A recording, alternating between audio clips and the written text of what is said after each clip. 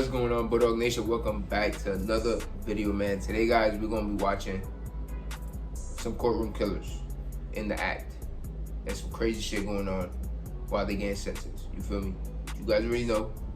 We got the blunt. We got a special guest. Munchum Crunchum.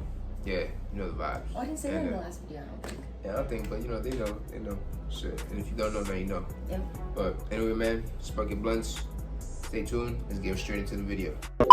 Put your hands behind your back. Take his ass right now.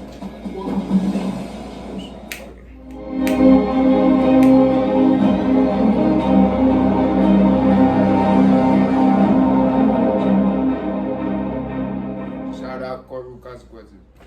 This is Judge John C. Murphy. Courtroom proceedings can be hectic, but on this day, things got a little more than just hectic for Judge Murphy. John was trying to clear up his schedule and has suggested that an assistant public defender waive the right to a speedy trial for his client. However, Assistant Public Defender Andrew Weinstock is committed to ensuring his client gets justice and insists he won't waive any case. All right, what do you want to do? What do you want to do? I'm not waiting. The judge and attorney went back and forth but couldn't find common ground. Frustrated, the judge remarked that he would aim at the attorney if he had a stone. You know, if I had a rock, I would throw it at you right now. He asked Weinstock to sit down and said he would handle the situation, but the attorney refused, stating that he has a right to stand and defend his clients. But what happens next is where things get a little crazy. Stop pissing me off. Just sit down. I'll take care of it. I don't need your help. No, Sit down. I'm the public defender. I have a right to be here, and I have a right to I stand said there and sit represent my down. clients.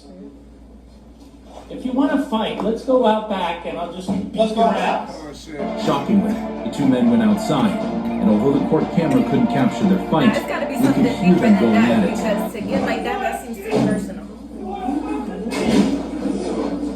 That's fucking crazy. Finally, Bro, the drop deputy intervened everybody's and charges. separated them. Word. Judge Murphy came back to clapping and cheers from the thoroughly entertained defendants. He took some time to catch his breath and continued proceedings without Weinstock there to interrupt. Weinstock wasn't aware, but Judge Murphy is an ex-military personnel. He was a United States Army colonel and served with the Special Forces in various countries, winning the Bronze Star and 2 meritorious medals. Fuck with the wrong However, one. his fight with Weinstock ended up falling by the Florida Supreme Court, and he was fired. Just when you think you have seen the most drama, along comes Arthur Booth. This is Arthur Booth. Hey, Mr. Booth, I have a question for you. Yes, ma'am. Did you go to Nautilus for middle school? Oh my goodness. Arthur Booth was a bright honor student in middle school and earned the admiration of many of his classmates. He was gifted in science and math. It all went downhill for him when he became involved in drugs, gambling, and petty crimes. Booth's addiction to gambling and crack cocaine means he was always looking for a quick fix, leading him to a life of petty crimes. He has been in and out of jail since he was a teenager, ditching his dreams and ruining any chance of making something out of his life. Although he wasn't violent, theft and burglary were his go-to crimes. On one such occasion in 2015, the 49-year-old was spotted driving a car that was reported stolen in a robbery. He was arrested after he led the police in a chase, rather than stop when told to. His charges landed him in Judge Mindy Glazer's Miami-Dade bond court, where his bond was set at $43,000, or a year in jail if he couldn't pay.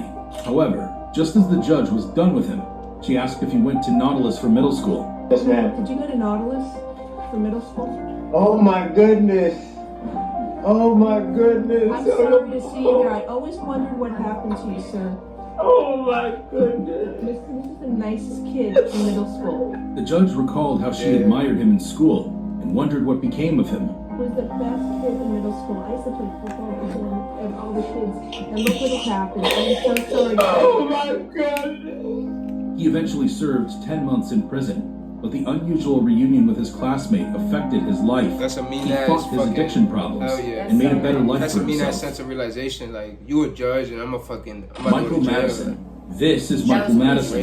The crimes Madison committed will make you want to make sure your doors are locked. Madison was an American serial killer who murdered not 1, not 2, but 3 women.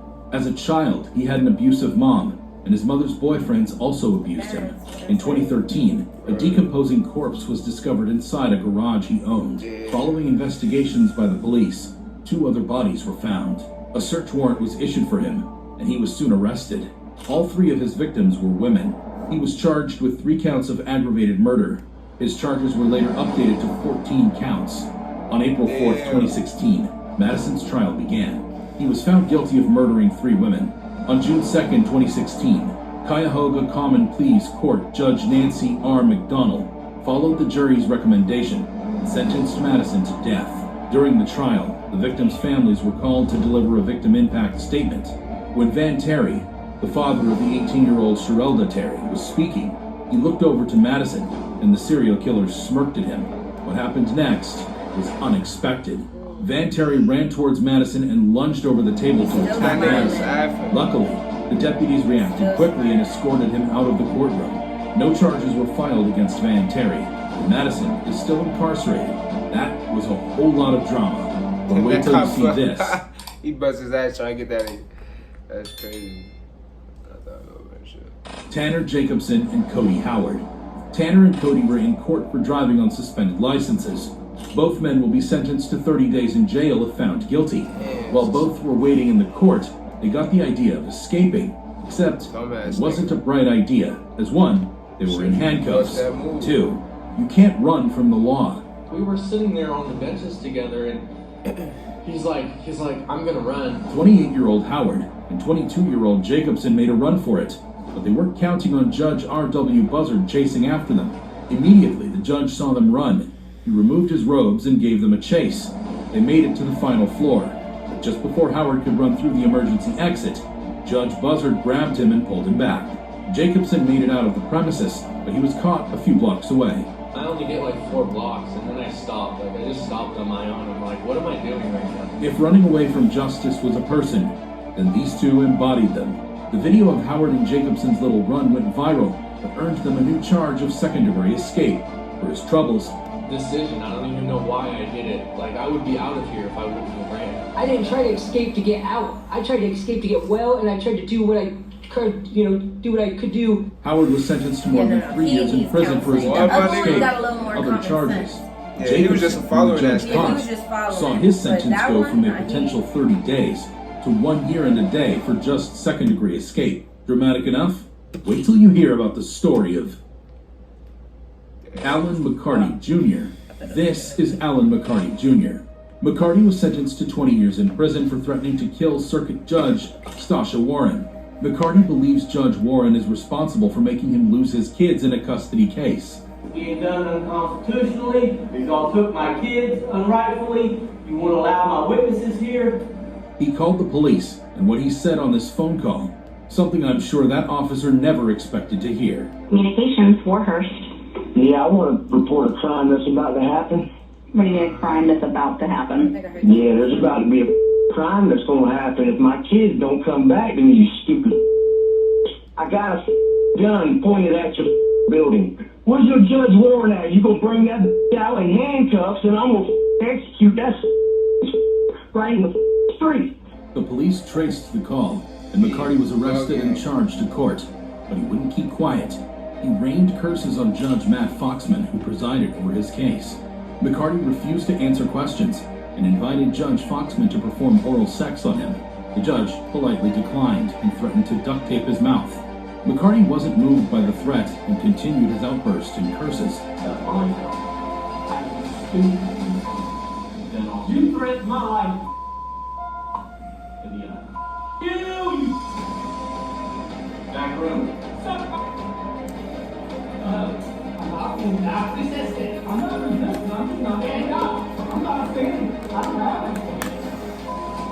Eventually, he was removed from the courtroom and placed in an adjacent room with one-way glass. Still, he continued his rant. McCarty cursed the judge, his attorney, and his wife. The judge added an extra 10 days to McCarty's 20-year sentence for his profanities and curses. Niggas just make it worse. Jacob Larson. This is Jacob Larson. What Larson does in this courtroom is by far the most dramatic thing you will ever see in a courtroom. Larson was in court for violating a personal protection order. Larson has got it into his head that his middle school classmate is his soulmate. The obsessed Larson stalked the lady on Facebook for over a year and paid several visits to her place of work before she filed a restraining order against Larson. Still, Larson broke the order, sending her 22 Facebook messages after the judge warned him to stay away from her. The hearing started peacefully with Jackson County Circuit Court Judge John McBain asking him several questions.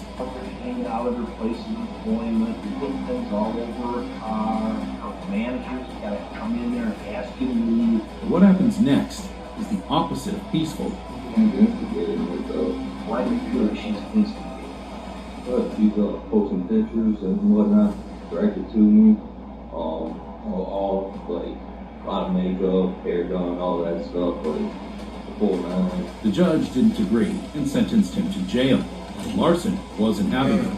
He accused the judge of being buddy-buddy with the woman.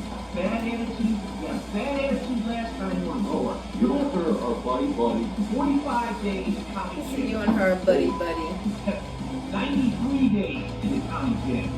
You want to go for a year? We'll try it right now. One more word on you, it'll be your account. Over faithful. Really? 92 days in count. The judge ordered that he be taken to jail. Larson refused to be handcuffed and made to fight the court security, but not in Judge McBain's court. What McBain did next was shocking.